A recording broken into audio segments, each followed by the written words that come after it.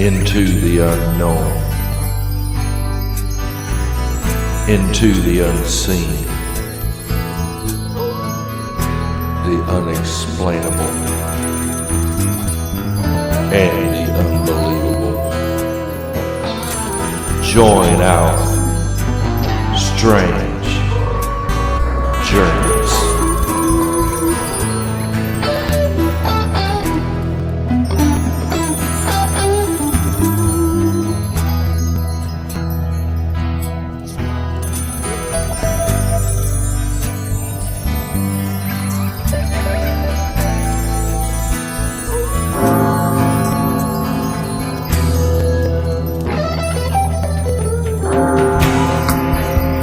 Are you ready?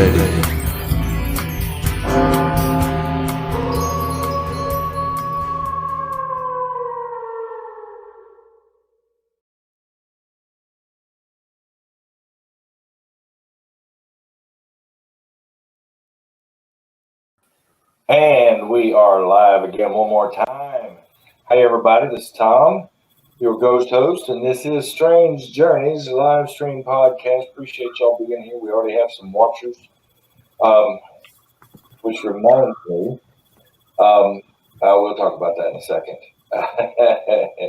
But anyway, this is Strange Journeys, and over on my left is Tim Shepard. We'll be talking to him in depth today on his books. Down below is Christine Rogers. She just had some oral surgery, so she's not up to talking, but she's hanging out with us. And then over on my lower left is my lovely wife, Lynn. We appreciate y'all being here and hanging out with us. And we want you to comment, get involved. Oh, somebody's already commented. Hey, Julie is back. Hey, Julie, I think you were with us last week with Elizabeth. Thank you for coming back. That's awesome. And Lynn was saying howdy to whoever's watching. But please do comment if there's something in the show you want to comment on. You are more than welcome. But also, we want you to comment on where you're watching from. And like I said, we're going to talk about you watching here in just a minute. I got something special, a surprise for everybody, just for the people watching. So we appreciate y'all being here. All right, we start every show with ET Facts. Okay, we've got some weird music playing again, Tim. Is that you again? So grandfather clock is chiming. Okay, all right, cool. Okay, hey, it's Strange Journeys, folks. Weird stuff, strange stuff happens on the show, which you're going to see in a minute. We had some strange stuff happen in the last show that was wild. So, but anyway, the ET Facts this week is what's one place, I thought about this is your bucket list. What's on your bucket list for investigations, paranormal investigations? What's one place that you would like to go to investigate? Let's start with Christine. Do you feel up to answering? Yeah. Okay. If you had an opportunity to go one place to investigate, where would it be? Transylvania. Okay. All right. So what's so intriguing about Transylvania that you'd want to investigate? Well, there's castles, the history, the scenery. I mean, there's so much to explore. Yeah. Okay. All right. Somebody did a show from there recently. Oh, there's Al. Hey, Al. Thanks for being there. Shout out to Al Luna and PSEI Paranormal Spirit Encounter Investigations. Let's see. All right. So Count Dracula doesn't have anything to do with that? Not really. It's okay. Just everything I've heard from it. It just sounds like the place to go. Okay. All right. Yeah, I saw one of those. Was it Ghost Hunters International or something? They were in a castle in Transylvania. And what's freaky about that is I don't know, Americans can be stupid when they get in a different country. And they're doing EVP sessions in English. And I thought, you idiots. Well, when I If went there's to any Russia, spirits there, they didn't speak English. when I went to Russia, we got to see some really interesting buildings and whatnot, and I'd love to go back there too. So Oh, cool. Yes. Yeah, it's too cold for me. it's not always cold. It was Oh, well. beautiful when I went. Okay. Summer. We'll go in summer.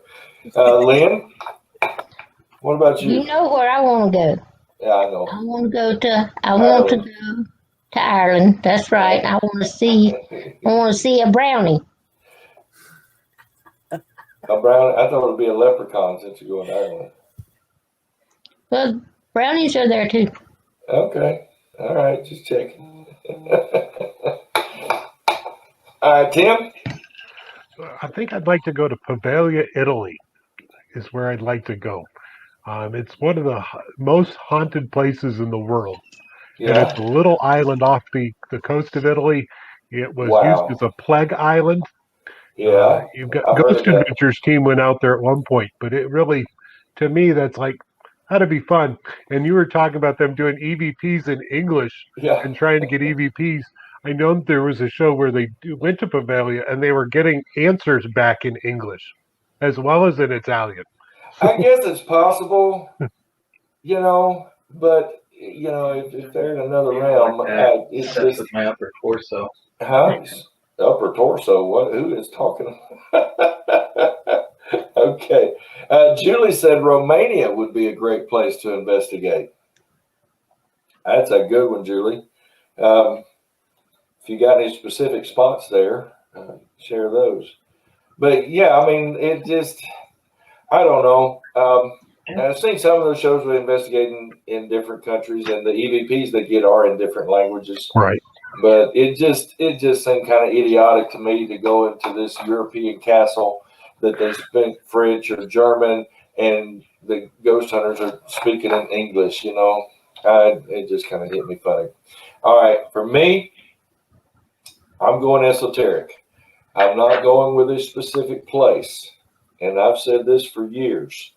I want to investigate those places that have history, but one have not been investigated, and two don't have a lot of paranormal stories attached to them. I want to go. I like going to places that nobody else has investigated. I don't mind, and we've done this on occasion. Somebody, back in November on the 13th, Friday the 13th, we did the investigation. A friend of mine said, "Would y'all like to come over and investigate?" And we said, "Yes." But I like finding those places that haven't been investigated, like Waverly Hills Sanatorium. Everybody wants to go there. I don't. And it's not that I have any problems with it. It's a cool place, and it'd be fun to visit, and it'd be fun to see everything that happens there. But I want to go to those unknown places. So, like I said, kind of esoteric, not really specific. But if you're watching, we appreciate you. We got a bunch of people watching already, and that's awesome. If you're watching on YouTube, please hit the subscribe button.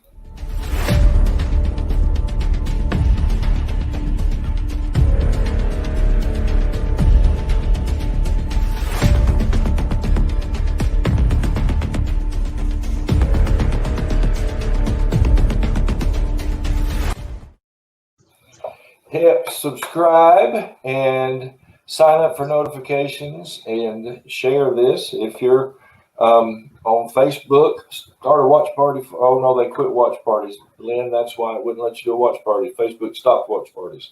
I forgot about that. But share the live video and let folks see what's going on over here at Strange Journeys. And it takes some do-re-mi, a little bit of money to do this, and I don't mind doing it, and I enjoy it. That's why we do it in the first place. But if you can help us put this show together, we'd certainly appreciate it.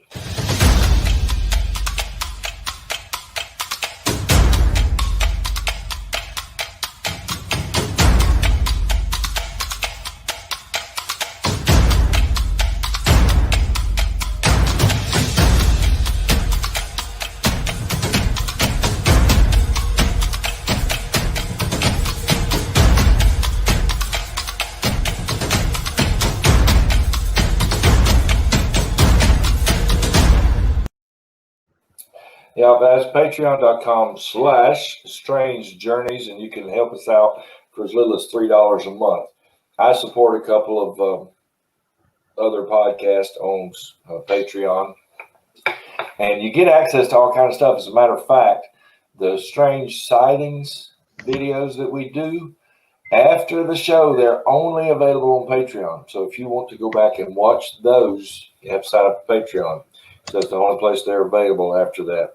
Now, I had mentioned I had something special for the folks watching. And what it is, how many of you ever heard of the Watchers?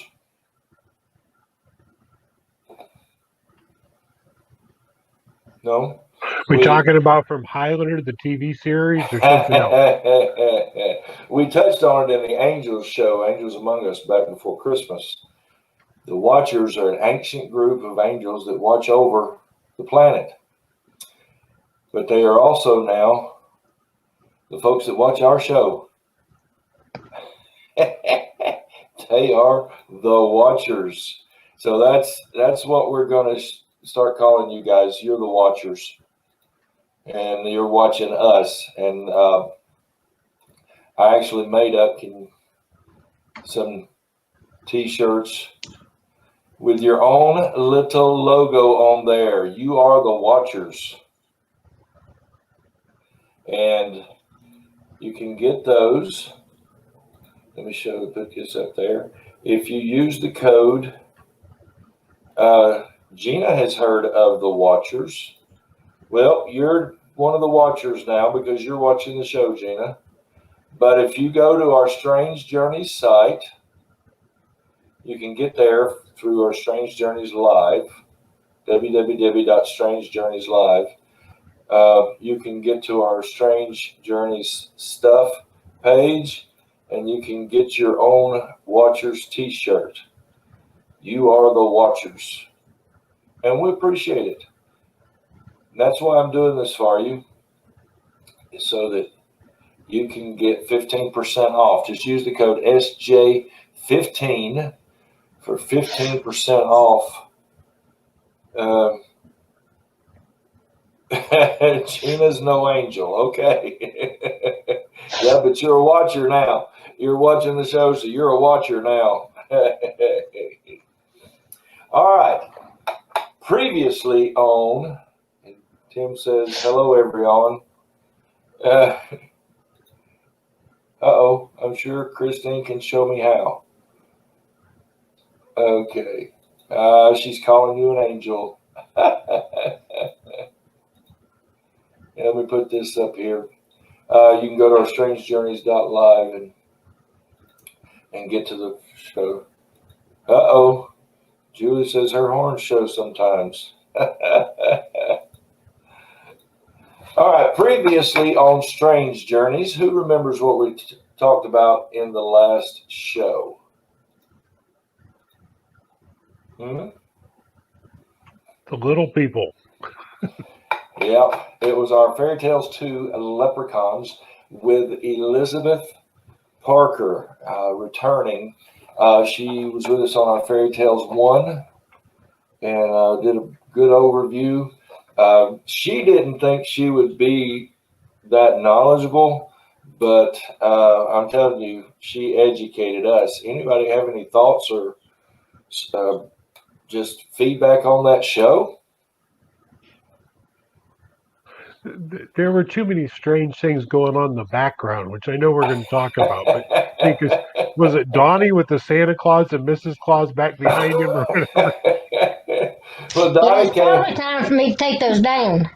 Donnie If I came leave over them to long our enough, then place. they're just up early for Christmas next year. Yeah, he was in our living room using the laptop, and I'm sure Mr. and Miss Claus was a little distracting in the background, but just the fact that it was a lighthearted show. It wasn't anything in depth. I mean, we did talk about the history of them a little bit, but Elizabeth going over the symbology and what we can take from that in our lives in regards to leprechauns. And the thing that she hit on that. She had mentioned this in the first show, and she came back and reiterated again, is that these beings are in an alternate dimension. So if you don't believe in them, that's okay. If you do believe in them, that's okay. But there's a lot of hoaxes out there, and people trying to, ooh, here's some leprechaun clothes, and here's some leprechaun coins, and but the point is, if they're real, then they're actually from an alternate dimension, a different reality. They're not humans, folks. Elizabeth kept telling folks that they're not human. They are not human. But for our sightings portion of the show today, I wanted to go back and revisit a few minutes of that show, because other than the Santa Claus, Mr. and Miss Santa Claus, there were some strange things happened. See what you think.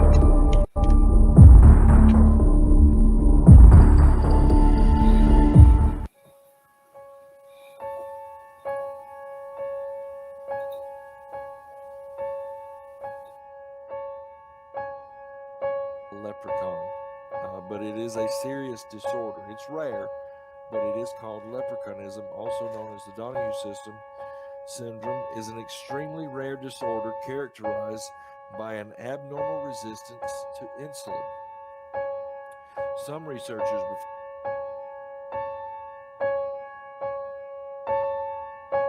Hey, hope to Tom. see you again in 2 weeks.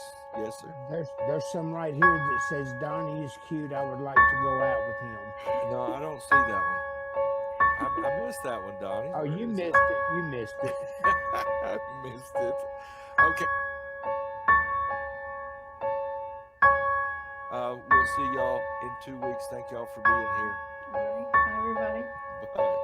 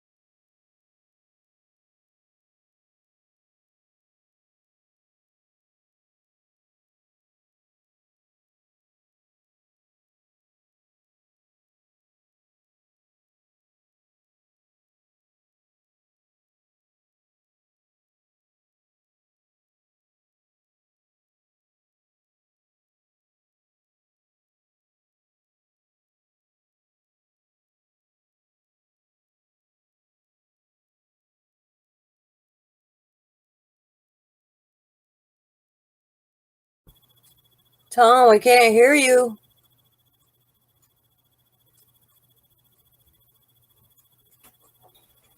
Can you hear me now? Tom, we can't hear you. Oh, wow, there it is. All right. All right. Well, like I said, strange things happen on this show. You never know. And we lost Tim. So where's Tim? There he is. Okay. Flukes all over the place. Right. Wow. You disappeared and they couldn't hear me. So anyway, I won't go back and find it now, but during the Bridges show, Lynn and I had gone to Crybaby Bridge, and I took a series of pictures, and the very last picture showed a purple mist. And it reminded me of the Linda Godfrey, who wrote Beast of Bray Road, where she mentioned that, I've seen this, I've heard her on a couple of podcasts, talk shows, and some documentaries, where as she was investigating the Beast of Bray Road, they would set up a trail cam with some kind of carcass, a deer carcass or something out there. And if, you know, a local coyote dragged it off, they'd see the coyote come up and drag it off. But there were times that it disappeared, but they wouldn't see anything but a purple mist. So it was just kind of wild that we had a purple mist show up on our show. So go back and check it out, folks. It starts about an hour and 15 minutes into the show, and just this purple mist showing up just to her right, and a white mist and rays. I mean, that could be sun coming in from a window. Okay, it was late in the afternoon, but it was just kind of weird. All right, today everybody knows we're talking about, it's our first in a series. We're going to be taking a strange author who's written books from a strange perspective, and Tim is our first one. Gina said she loves this. You can ignore me. I talk a lot. Okay, but thank you for coming. I'll try my best not to ignore you. All right. But we're starting our first series with our very own Tim Shepard. He's now down below me.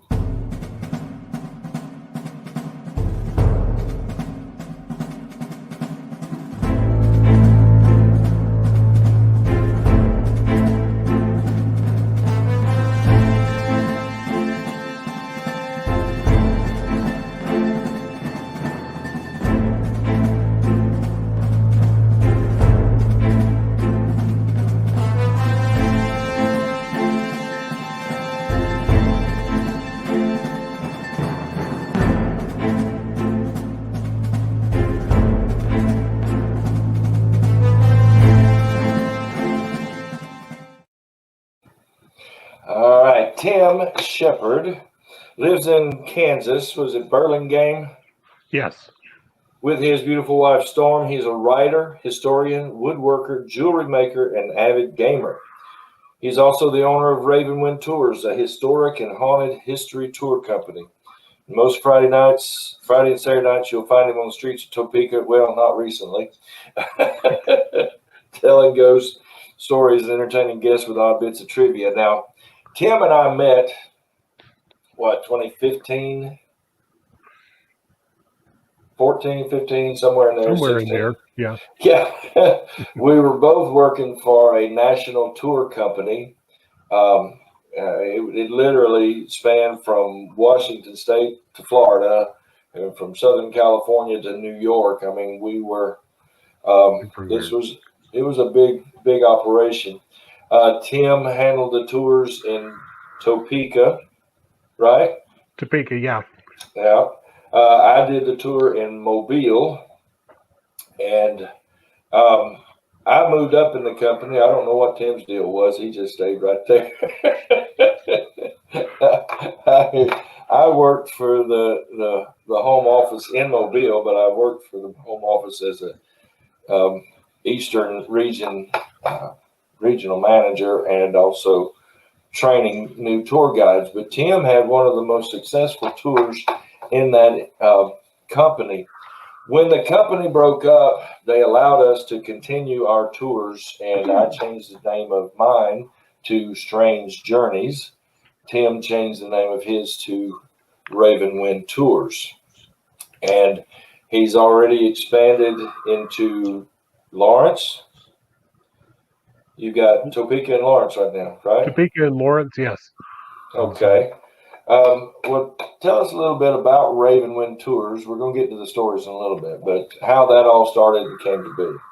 Like you said, we both started with the same company, and I know when I was hired, Kent Rasmussen, who's been on the show with us several times, was actually the manager that hired me, and he sends me the very first script, and it was something else. I'll tell you that right now, because it was like, you don't have anything from the city we're in, and you've got to, So I rewrote Tim. I rewrote every script that they sent me when I was training the tour guides, because I'm like, just don't have.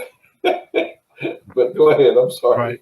So I rewrote the first script and changed it around to be what I wanted it to be, Right. and even took the route a different direction. When we started Ravenwind Tours, we were actually operating in um, South Topeka, around the capital area, and we actually had two tours, two haunted history tours there. And then we opened up in North Topeka on the north side of the river and had one tour there. We currently run a total of 5 different haunted history tours in the city of Wow. Topeka, um, 2 tours in Lawrence. So we've expanded a huge amount. Right Good. now, I'm working on completing a historic only tour for the city of Lawrence. Uh-oh. Tim, you froze. Mile route. There we Um, go. so, uh, but we'll see what happens there if we can get that going this summer. It is looking like we're going to be able to reopen come May, which would be Good. fantastic. Yeah, I'm sure. We're all hoping for that. Right. Yeah. Well, all right. Well, to back up a little bit, what got you into writing? I Because started I know writing. you had to do research to do the tour. Right. So, what got you into writing and putting all this together? I started writing real early on. I think I was about 18 years old or so. Wrote fantasy and sci-fi for a very long time.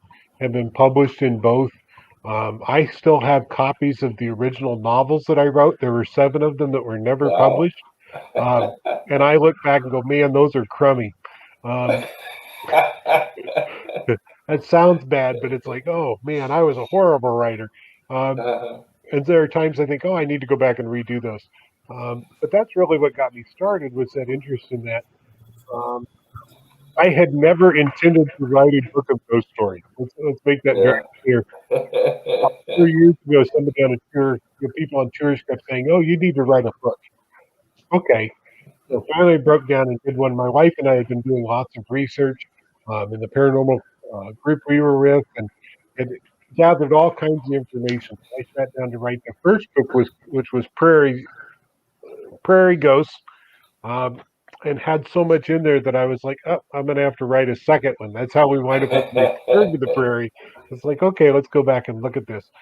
But we'd spent years researching the history behind it, what all was happening, and the different areas.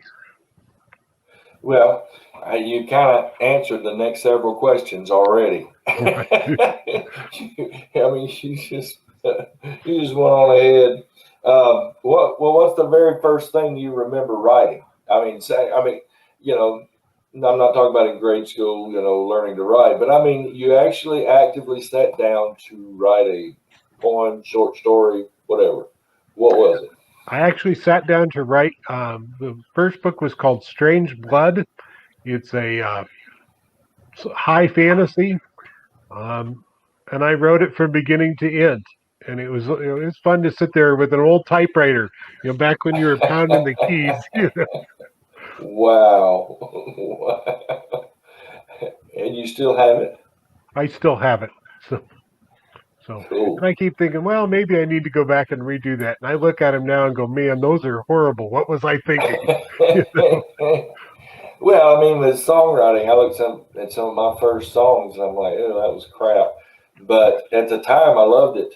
I Right. thought they were awesome, and I was sharing them with everybody. So Right. I don't know if you actually shared your stories, your book with anybody.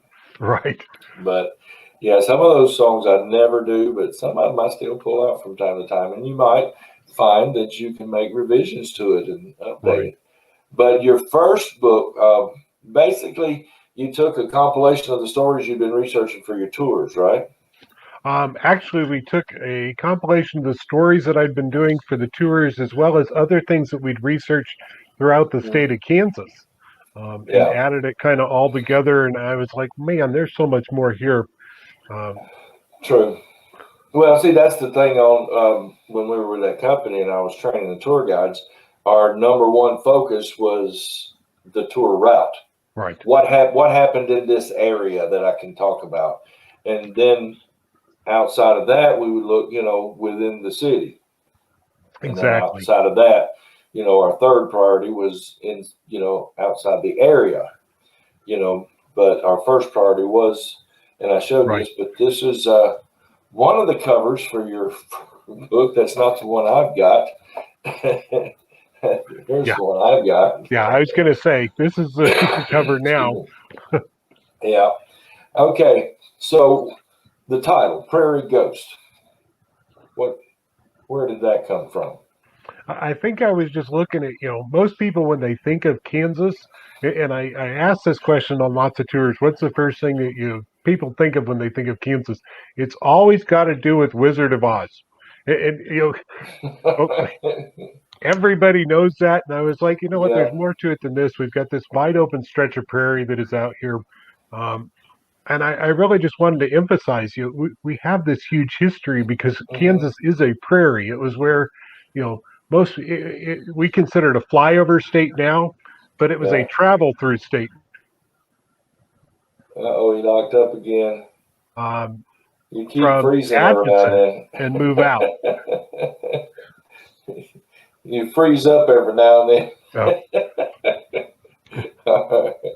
So it was actually people on tour that I mean, because we saw this on our tour as well. I mean, Lynn would come up to me after the tour. So and so said you need to write a book about all this, and, Right. and I never have. Gina said Dorothy's incredible. It's where her magical journey started. Well, you're going to hear a lot more from the land of Dorothy Right. before this show's over. In an overview of the book, and I say overview, what kind of stories are they? Legends, urban legends, ghost tales? What? I have Just a this general interest idea.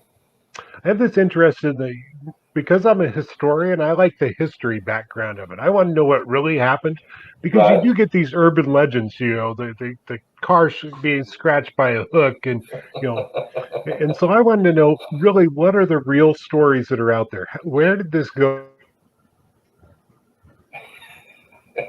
He keeps freezing. He froze up again. So yeah, I want to know the history behind the ghosts. What's the real reason that they're there? Well, yeah, I noticed that in a lot of the stories, you would go into detail on who the spirit may be and what happened. Right. Before we get into some specific stories, give us a brief history. I mean, a brief history of Kansas because it ain't brief. No, it's not brief at all. Kansas opens up. Really, the Civil War started in 1854. We talk about it starting in 1861, but that's not true. Here in Kansas, you have what we call the Bleeding Kansas because it begins when Kansas Territory opens in 1854. There's a huge fight over slavery, whether Kansas is going to enter the United States as a slave state or as a free state. Right. And it's bloody. Estimates put it upward of 2,000 people that would die over the issue of slavery in the state of Kansas. It's massive. And what happens, of course, Kansas does enter as a free state in 1861. There's a huge amount of history that comes after that because you have places like Fort Leavenworth, Fort Riley, Fort Dodge, all of which were set out there to protect the people that were traveling. Right. Yeah. That were traveling westward because all three of the trails came through Kansas. In fact, the little town that I live in was one of the hubs of the Santa Fe Trail. It was the only place where the Santa Fe Trail crossed the railroads. And so at one point, there were 30,000 people living in the town I live in. We're down to less than 1,200 now. Wow. So you can imagine how much it's changed over time. But there's so much history that is out there because you have the Indian Wars happening here. You have men like Dwight D. Eisenhower living here. George Armstrong Custer lived here for a time. Buffalo Bill Cody actually started the town of Overland Park, Kansas, which is about an hour from where I live. Wow. I mean, there were just huge amounts of history that is out there. Oh God, yes. That's what I say. We don't have a lot of we don't have a lot of time for that. Well, in the book, do you have like as people read the book, they come back with their top tales. What people your feedback has gotten you? What's the most popular? Um, some of the things that people that I get feedback with is the story of Stoll, Kansas, and the Uh-huh. albino woman. We'll talk about both of those. Stoll, Kansas is a legend. Let's make it very clear. And this is why I really got into researching the history that goes on. According to legend, what happens is on October 31st every year, the devil shows up in Stoll, Kansas, Wow. inside of a church that was sitting in the cemetery. In a church. Inside of a church that was sitting in the middle of the cemetery. Now, what happens though is that, and this is, and everybody talks about the ghosts. They want to know what ghosts are there. Okay, the devil's there, but what else happens? And so I started researching this, and what I found out was that in 1972, an anthropology professor from the University of Kansas in Lawrence, Kansas, wrote an article about how the devil would appear every year in Stoll, Kansas. Wow. He referenced a newspaper from 1922 and a Time magazine article from 1954. Neither of his references exist. It was an Wow. anthropology experiment to see what would happen. Oh. See, now on Supernatural, they said the devil can't go in a church. Now, Right. I know from experience that the devil can walk right up in there because I have Right. seen, but they said he couldn't go in there. Right. And so what happens is that the first year about 15 or 20 people show up. The Yeah. second year there are more than 250 people that go to the Stoll Cemetery. Wow. The third year there are 2,500 people in the cemetery. Wow. Stoll, Kansas has now put a fence around it, and there are no trespassing signs all around the cemetery. Holy cow. They've also leveled the church and filled the stairs that went into the church's basement, and so that nobody can go in there, because supposedly if you went down the stairs, you could go all the way down to one of the gates of hell. Oh, great. And it was just an anthropology experiment. Exactly. Some people. Right. I mean, even when he makes it known, people still show up thinking that the devil's Right. going to show up. Exactly. And so that's why I really want to go, okay, what's the true history? What really Yeah. happened there? How did they get involved in that? You know? Yeah. And I guess you could say mythologically, there's no reason for the devil to be showing up in Stoll, Kansas, right? Right, exactly. I mean, it's like what, even in a paranormal history, what's he got in Stoll, Kansas? Supposedly, according to the legend, he married a witch there, and she was buried in that cemetery. Oh, Now, wow. there is a tombstone in there that it is somebody named Witch, but it's spelled Witich, but it was pronounced Witch. It sounds It was more like not a witch. witch. No. So the devil married a witch, and Right, she was buried in the cemetery, and he came back every Halloween to see her. right, exactly. It's like, Okay. And a guy just made it up to see what would happen. And exactly. people believed it. And people are still believing it. You know, you talked about Supernatural. The reason that they put the boys from Lawrence's Stoll is literally about 15 minutes away. So, Wow. And then you said the albino woman. I remember reading the history. To me, is just so. What's the word I'm looking for? Inspirational. right. And the fact that they've made an urban legend and ghost story out of it, to me, kind of demeaning to the actual truth. What happens with that is there's lots of twisting that happens over the years with Oh, that yeah. story. Now, she was a real resident of the city of Topeka, and she was an albino. She was a black woman that had white skin. She was Yeah. born that way. But an And albino, it's really white. I mean, it's not right, Caucasian white. right. It's really It's white. really In fact, white. even normal sunlight would actually burn her Mhm. skin Yeah. to the point that it's she get white. third-degree burns just being out in normal sunlight if she wasn't covered up. Well, it's not just African Americans that can be Right. albino white. It Right. can be Right. My just about cousin any is race. albino, and she goes out in the sun and that kind of thing, but she, for probably the first 50 years of her life, couldn't even get color to stay in her hair. It was the Right. most beautiful white you'd ever Right. seen. Yeah. But she has no pigment. Her eyes were red. She's, the color of her skin. And 10 minutes outside, and she would be blistered. Yeah. Wow. So it was a really tough situation that she was going through. Um, but she arrives in the city of Topeka in 1923. And her whole reason for coming to Topeka is that there was an albino colony in southeastern Kansas that she was from. And she came to Topeka because at the time, all the circus and carnival trains would come through Topeka. Because it is, of course, the home of the Santa Fe Railroad is right inside the city of Topeka, too. So she always planned on joining a carnival or circus.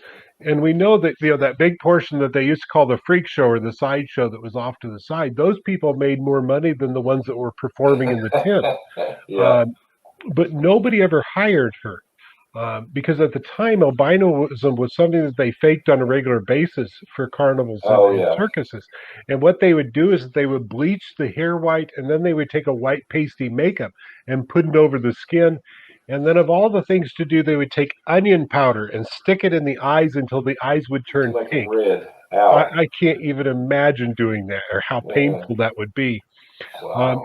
Instead, she actually attends the Stormont School of Nursing, and we call it Stormont Vale Healthcare Systems today. It's still in existence, Wow. where she became a pediatric nurse. Now, she lived in North Topeka, but she would come into the city itself on the south side of the river every day to come to work. She came in the afternoons. She would ride the trolley down, usually wearing long sleeves and a huge bonnet. And gloves to keep everything covered up as she came down. And then she would catch the last trolley into North Topeka and walk the rest of the way home, about 3 miles home across an area called Soldier Creek into North Topeka. She died in 1967. And the very year that she died, they started seeing her ghost within days of her dying. And the story started circulating that they were seeing her there, particularly at a place called the Cloverleaf Drive-In that doesn't exist anymore. It was on the corner of Highway 24 and Topeka Avenue. And they would see her underneath the drive-through screen. And she would wave to people in their cars as they were sitting there, people she had known in life. In 1972, there's an incident with a little boy that is in a store called Pelletiers. And she is standing there. He thinks it's a mannequin until it turns to reach out for him. And he starts screaming. The shopkeeper knew what was going on and said, "You need to leave the building." And it actually walked right through the plate glass window and out onto Kansas Avenue, and then finally disappeared after walking down the street a little ways. It's been seen in multiple houses, usually with children that were sick, which was kind of a surprising to me. Is that most often the stories that I think are a little bit more believable are the ones where it's actually visiting a child that is sick, because Well, I mean, yeah, that's what she hurt. did. Yeah. No. Yeah, I mean, because like I said, it was, to me, it was like an inspirational thing that Right. that she worked. I mean, she with kids, but she would have to just basically cover up, not to hide, Right. or because she was ugly, so that she wouldn't burn. Yeah. But she risked that to go work with the kids Right. every day Exactly. until she Every day. died. And she lived to be quite an old woman, didn't she? She was in her 80s when she passed.